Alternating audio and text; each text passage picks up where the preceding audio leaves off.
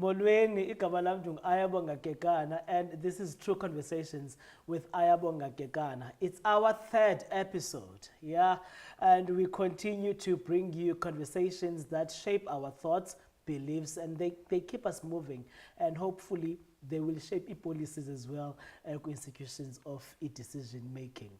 Today, I am discussing something so important and close to my heart as well. It affects me as Umdu Omcha. Today, we are discussing the Eastern Cape youth unemployment. I have phrased it as a crisis, but I just want to check uba guest yam izawuvumelana nam. Today, I'm so honored and happy to host my friend, my colleague, Uyandisa Jubase. She is an NYDA Provincial Outreach Officer and Stakeholder Liaison, as well as a youth activist. Yandisa, good afternoon, and thank you for your time. Hi, thank you for having me. It feels so good to be here. In a different setting. In a different setting. And I've been trying to get you here. I must say, it's difficult to get to Yandisa. She's busy. She's so busy. I think we've cancelled 3 times. Yes. I'm busy running around trying to solve the problems of young people. But I'm finally here and I'm excited. Thank you for making time. Thank you for making time. Look, guys, before sitting and up, remember to like, remember to share, comment, and subscribe. Tell abantu ngathi into yobana there's a new podcast, True Conversations with Ayabonga Kekana, and we are having different and interesting conversations. So please do spread the message, do spread the word. Yandisa? Yes. Eastern Cape is facing a crisis here, unemployment. Yeah. But youth unemployment today is something that I want us to really shine a spotlight. Yeah. 54% of young people in this province are unemployed. Yeah. And this province has also the lowest youth labor force participation rate in South Africa. Yes. I therefore put it to you that we're in a crisis. Correctly so. How would you respond to that? Crisis, correct, but I'm more of a pandemic, a very big, urgent crisis, because that means that the economic participation of people who have the most energy to contribute to the economy is not where it's supposed to be. So I fully concur when you call it a crisis.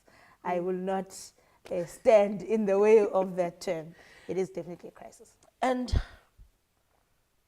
is it fair to ask me this question, or to ask you this question about how did we get here? And I'm asking this question because I do believe that post-1994, when we took over a state power, you know, as the black and democratic government, we ought to have a plan that we are going to grow as a society, we are going to create jobs in the near future, you know. But it seems as if, though we tried, but we are not really living up to the expectations. Oh, that's such a compounded question. How did we get here? Yeah. I think there's many reasons, right? But just for context, Sure. if we are going to be correct in how we sort of try to diagnose how we got here, is number one, we got the political freedom, you know, and I think we hear this a lot. Yes. But the economical part is where we did not really have sort of a plan, right? We spoke Rainbow Nation, we spoke a lot of those things. And there were some of progressive, government policies that were trying to transform the outlook of the economy, which is, EPEE and all of those things. But the fundamental things, right? The fact that state-owned entities, do not belong to us as a government and as the majority, which is black people.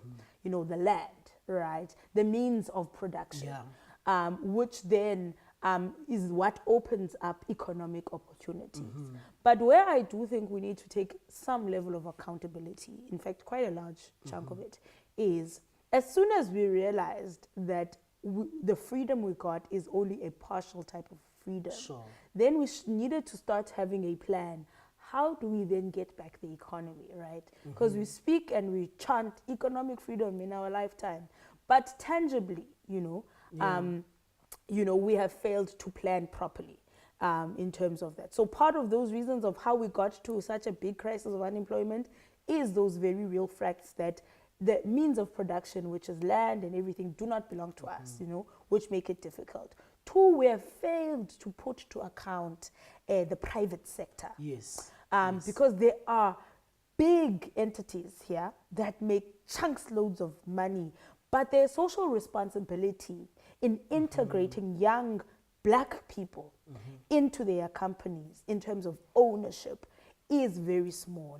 And this is because there is no proper accountability and monitoring and evaluation, which can only be done through policy to say, if you are making this amount of money, billions of rands in South Africa, then you have a responsibility for the development of the children of the soil, the children of South Africa, to make sure that they are integrated, and all of that. So those are some of the failures and the parts of how did we get there are related to that. Before we go back to script, two questions from what you've said. We have ENDP, whose expiry date is approaching 2030. And ENDP, it speaks of inclusive growth. And by inclusive growth, it means that everyone needs to participate, needs to be economically active, you know, they need to be part of this vehicle. But then if you say, we have the state power, but we have limited access to the economy and the means of production. What does that mean? What does it say about the NDP then? It means that the NDP, number one, it's unlikely to achieve the beautiful terms of inclusive growth within the next, so 2026 now, in the next 4 years, right?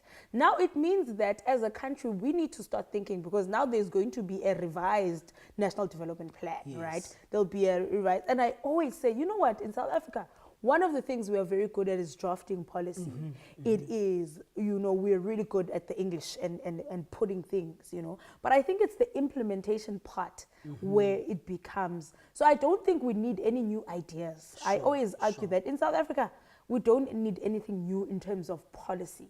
But it's how then do we effectively ensure what we have, right, is implemented. So we need to then start thinking, reviewing the NDP.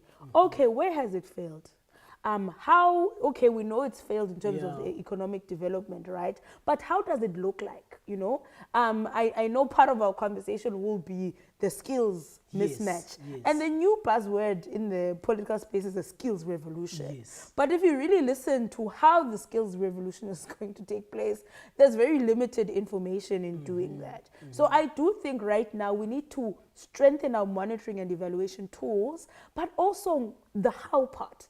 How do we do it, right? That is the question that we need to start answering in South Africa. It is no need of a new policy or anything, but we need to review what is there and strengthen our accountability processes. Because the problem is that people get away with a lot of things in South Africa void of accountability. And that is what we need to then correct, that accountability part. Who keeps politicians accountable, right? It's supposed to be Parliament. Is it doing that, right? We are seeing with the new commissions, though, and the portfolio committee content coming out, that there is an improvement. To me, that is a proof of an improvement, that now all of a sudden, we're hearing conversations that we never have heard before. Now we are seeing people go to portfolio committees and having to answer publicly because of this integrated government of national unity. Although it has its challenges, but on the other side, it has done really well in the accountability part. So that's what we need to strengthen in terms of the NDP as well. And let's speak now about the buzzword, skills mismatch. Young people in the Eastern Cape are educated. They want to work. Correct. But Muhammad Ali, not the boxer, but he penned an opinion piece with Daily Maverick, where he says that despite the high unemployment rate levels, many businesses are struggling to find workplace-ready employees with your technical skills, practical competence, and operational understanding required in modern working environment. So you've got graduates out there. Yeah. You've got people who are fresh out of varsity, you know, they've got your diplomas, degrees, higher certificates, even TVET colleges, you can argue. But the business sector, which owns these means of productions you talked about Yeah. earlier, they say we don't have skills. Yeah. So I think this then requires again a reflection on our education system. Sure. Right?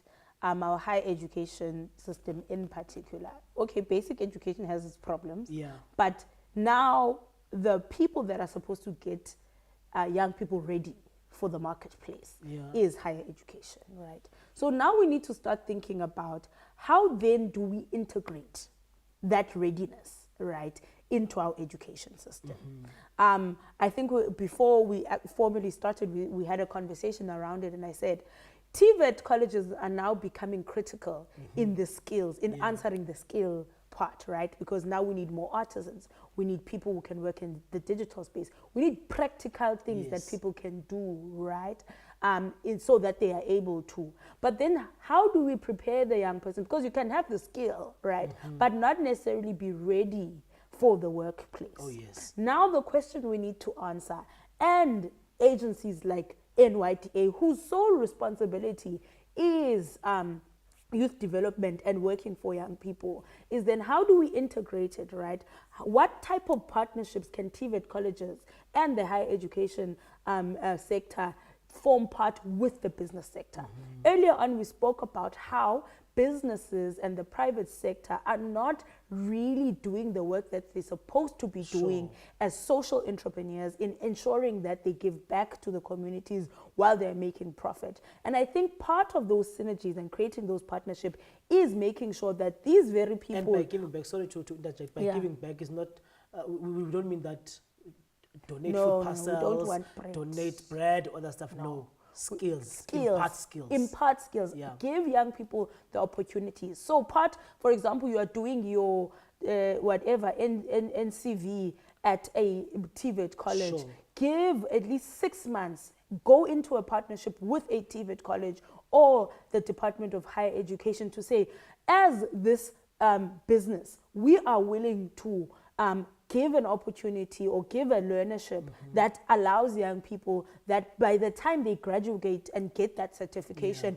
they have a little bit of an exposure, right? Such that when you are able now then to sort of want to employ them, they're already familiar with how the real world in terms of work takes place. Two, as I said, there's a training at NYDA called Job Preparedness Training.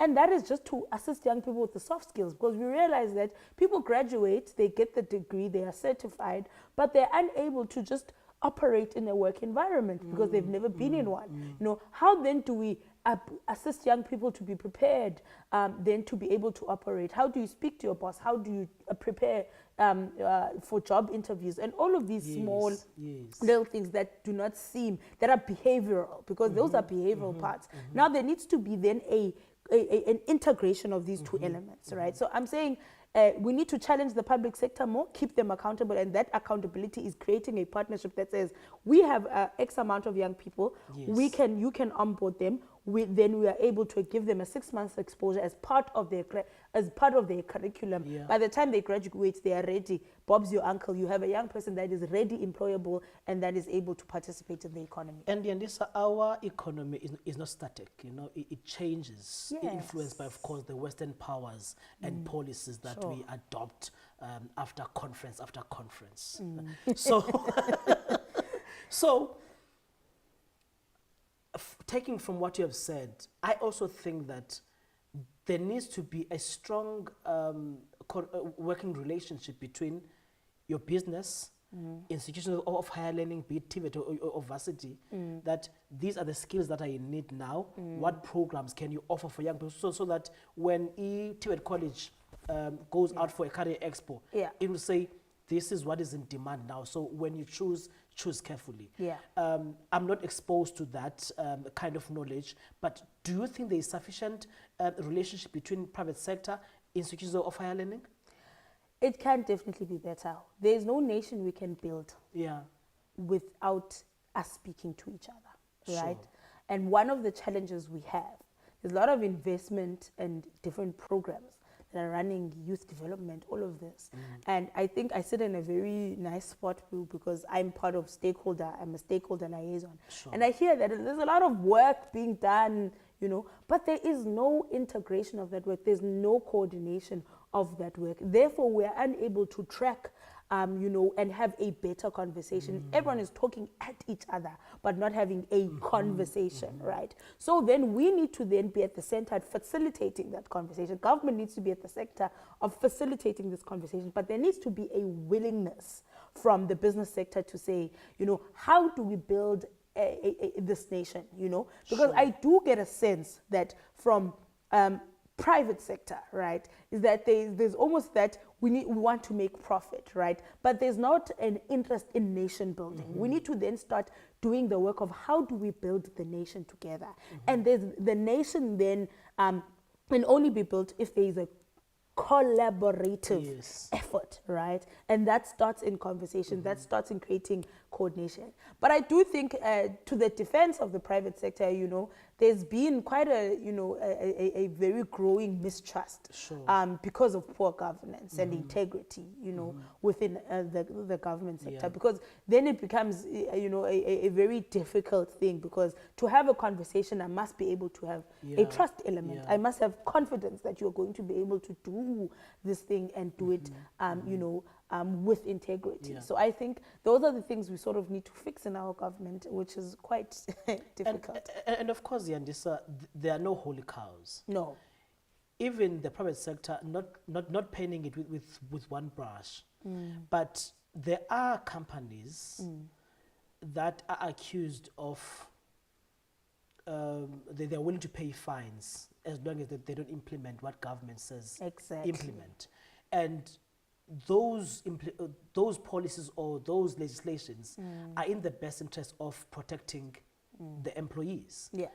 Hence today we have your abahambe, Yeah. because some employers are willing to hire undocumented migrants for cheap labor and exploitation, whereas they know that if you hire South African, you are bound to abide by the labor laws. Yeah. So even the private sector, Yeah. there are no holy cows there.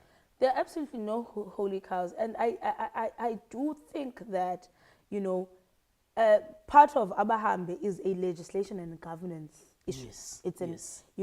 and the reason why, and I think there's a lot of work. We did TRC after apartheid, Yes. but there's still a lot of apartheid legacies, because if we are going to be honest, Aya, about who the private sector is, it's predominantly the white minority, Yes. right? So there are still racial problems that we have in South Africa. They may not be overt, they may not be all of that, but there needs to be some level of work in healing our nation so that we're able to work together, right? Because at this point now, when you think government, you think black people. Yeah. When you think private sector, you think white people. Who owns the means of production? It is a fact that it still belongs to the white monopoly capital. Yeah. Now, how then do we make sure, that we reverse those things without, closing those attitudes, those the very real racial attitudes that exist, Yeah. Yes, government has a problem with just, poor implementation of our own policies, which Yes. I believe South Africa in the world is termed as one of the most progressive countries in terms of policy and their constitution. Sure. But where does it get stuck? Because everyone has a price in South Africa. That's the problem about poverty. Poverty strips you your ability, your ability to reason, because you just want to be as far away from the poverty line as possible without thinking about the Yeah. building, the Yeah. community, the nation, right? For as long as me and my family were okay, then it's fine. And those are the gaps in where again we start to see that the private sector knows if I just get one person, give them a few, then it's silent, But right? Chocho.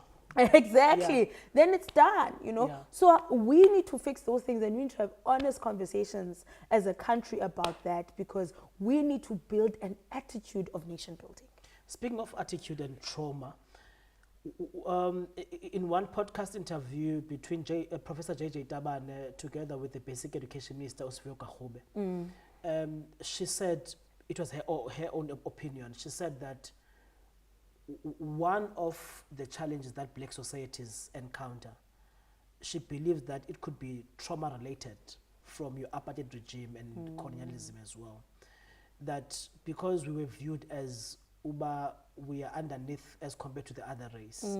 Now, when you finish matric and you want to pursue your studies, varsity becomes your only option. Yeah. Because you want to be equal to others, your Indian, your colours, and your white white counterpart. And we end up now deserting TVET College, as you praised today, that they have become crucial for skills development. Do you agree with that opinion? I don't disagree, but I do think we need to layer it a little bit. We need to contextualize it a little bit more. Sure. I do agree that there is a very real stigma attached to I'm going to a TVET college instead of a university, because universities for the longest time for us black people was a unattainable dream. You know, it was our ancestors' wildest dream that my child can go one day to university, because the reality that we were banned access from that. Of course, you know, one of the gains of democracy is that we're able to access those things. Yes. But we didn't really think about, okay, what is the next step after that? So it is definitely that. But I do think that we need to then have a lot of work done in changing that perceptive, right? Changing that stigma of TVET colleges, you know. I was an activist in university, and there was a campaign we started, and it says TVETs must rise, right? And at that point I just thought, it's just one of these rhetorics. Yes. But the context of that, and we then need to start having these conversations with our children as parents. We need to have you know, conversations with the parents, you know, educators as well, because things start there, you know, to say, you know, when you prepare the child to start going to matric, you know, what is it that you are going to do? No, you hardly hear children saying they want to be artisans. No, you hardly, you know. And the point is that our education system needs to be agile. It needs to be flexible with the moving times. Now we are dealing with AI. Yeah. Now we're dealing with digital technology, digital communications technology systems. Where are we found there, right? We need to then contest, and education needs to be flexible. It needs to be malleable. It needs to be, to be able to move with the times, right? But it needs those who govern over these institutions to be innovative. Are TVET colleges, though, doing justice to themselves by positioning themselves as the best, not even alternative, but the best choice for umntwana who wants to pursue their studies, who wants to attain a certain skill?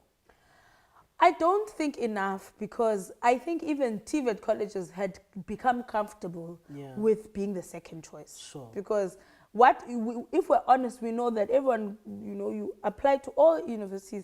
If the TVET colleges often don't even get applications most of the time. They get small amount of applications, and only then when things don't go well, hey, there was a PE college that I can go to. There was an East Cape Midlands College I can go to, and all of those things. It became a fallback option. Now that young person is not necessarily intentional, you know. So even TVET colleges themselves, and this is what I mean, that you know, those who govern over these institutions, ministers, need to then start doing the work and saying, how do we then rebrand TVET colleges? And how do we get even TVET colleges themselves to see themselves as answers to the problems that we have in our country? For an example, I think it's University of Pretoria. It made headlines that I think it's number one choice employers in South Africa. Yeah. I think if not UCT, I think is it Wits? I think it's number one institution in Africa. And I think UCT at some point in their website when ungena khona they'll tell you that 28% of our graduates are in this sector. They're working here. Yeah. You know, so it seems as if universities are able to position themselves as these institutions of choice. Yeah. Whereas with TVET College, you hardly see that PE Khaya campus maybe has produced such engineers, and now they are placed here. You know, I think Lovedale College, they are doing that now. They're training their graduates. Yeah. But it's something that you hardly see, which makes it difficult then for Umtu or say high school in the Eastern Cape who's trying to believe what you say, that this economy needs more artisans and professionals. Now, here's the thing. There's no revolution without investment. Sure. Even us toppling apartheid, there was an investment from other countries that were progressive at that time. So there needs to then be, in terms of fiscal investment, monetary investment, because if you look at the budget of higher education, the supplementary, what's the word? But the subsidies rather that they give are more to universities than TVET colleges. So we need to redirect that, because TVET colleges are not going to be able to position themselves as the choice if there's no fiscal investment that allows them to start thinking, okay, how do we market ourselves? How do we attract more students? How do we do all of that, right? And now it's not to create a competition between universities and TVET colleges, but it's saying that there needs to be a rise on this side, because and the reality is that we do not have enough universities to even have the intake that we want in terms of young people in universities. You know, that system already is sort of clogged up, right? And if we're going to then balance the scale, because we do still need professionals, we do need critical thinkers. Yes. You know, we must not be absent of thinking. But we need to then, because we've neglected the sector for so long, and now the economy demands it. So then we need to then change our fiscal priorities to invest in this part of it. Before we will move to cost of living, let's talk about the attitude. And this is not a fact, it's just how I see things, you know, because I'm part of a community. It's that some of us, if not most of us, as black young people, we don't want to get our hands dirty, you know, and we also attach certain professions with class. That if you are a plumber, you must be poor. You know, I mean, how are you gonna drive a GTI? You know, if we plumber. But funny enough, I know a guy who's a carpenter in Devon. He drives a nice car. Because when's the car, but it costs like thousands of rands. You know, he's a businessman, but he's willing to get his hands dirty. Are we scared as Eastern Cape youth to get our hands dirty? I think a lot of it is what we view success as. We need to redefine what success is, right? Because you can have a degree but still be sitting at home and unemployed, you know. Those are the realities in what we contend with now. So influential people, you know, need to then start speaking about redefining what success is. So there needs to be just the whole, because even the fallacy of education is the key to success. You know, that was quite the quote of some time. You know, education is valuable. We can't say education is not a thing. It's definitely still a thing, right?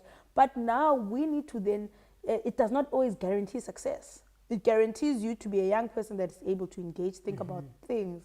But success is not a blanket thing.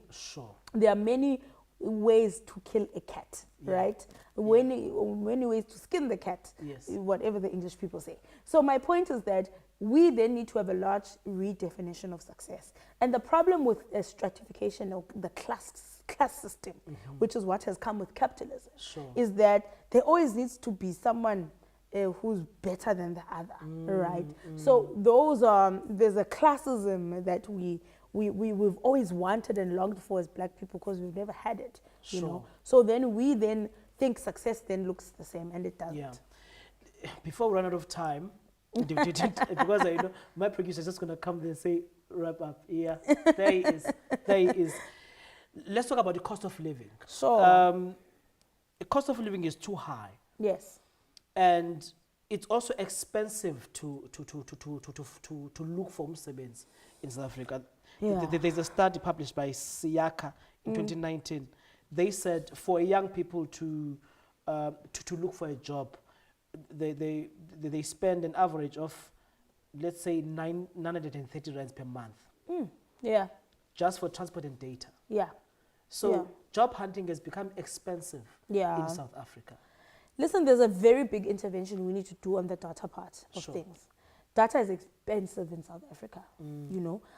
So, and the reality with the moving times, you know, is that you cannot go without internet. You cannot Yes. go without being plugged in or connected, Sure, right? sure. That's a world of its own, you know. So we then need to then, part of the social responsibility, both from Yeah. government and the private sector, is how do we waiver the data costs to make it more accessible to that's part of the economic development plan, by the Yeah. way, right?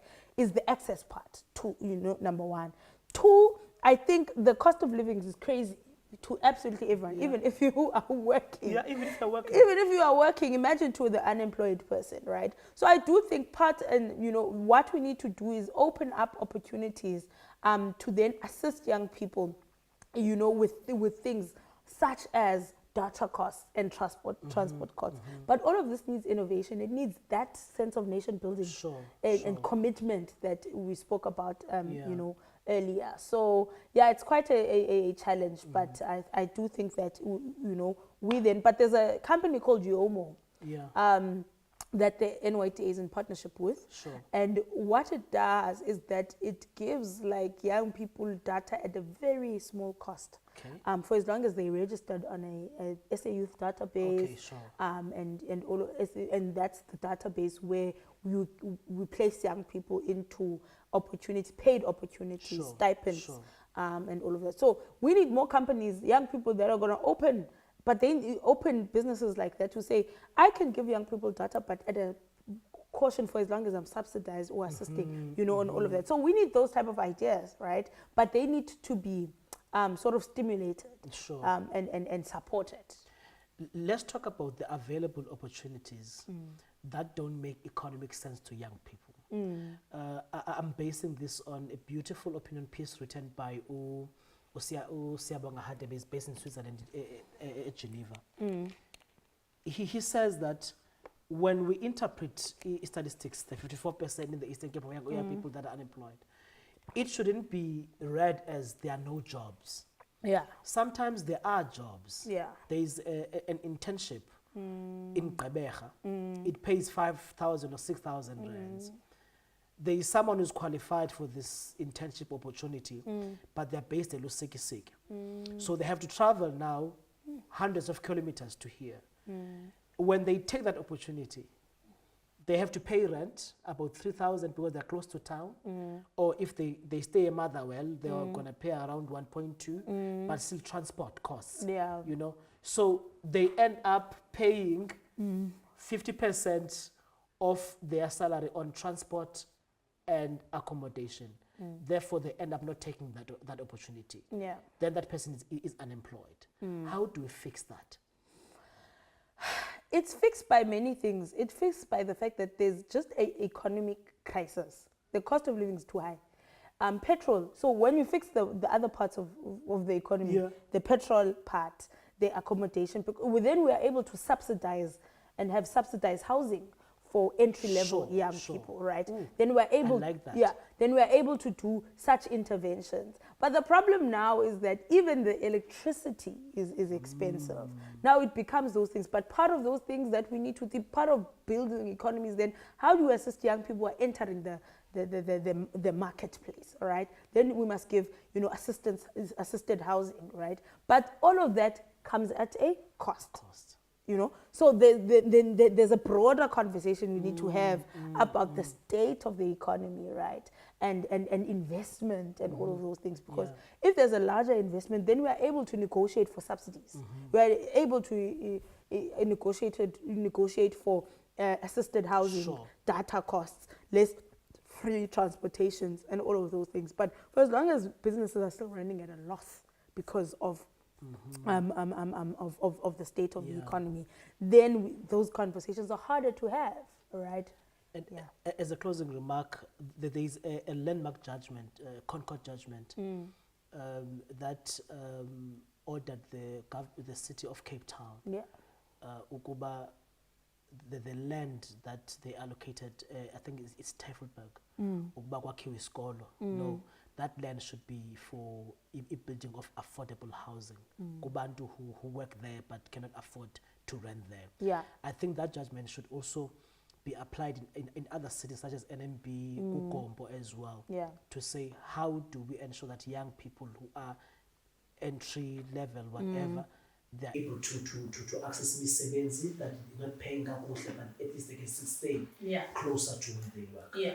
Your closing remark, maybe a minute out of time. Closing remark is that I think in this whole conversation is the need for us all to work together, to think Sure. together. You know, there needs to be a larger commitment to our country. Sure.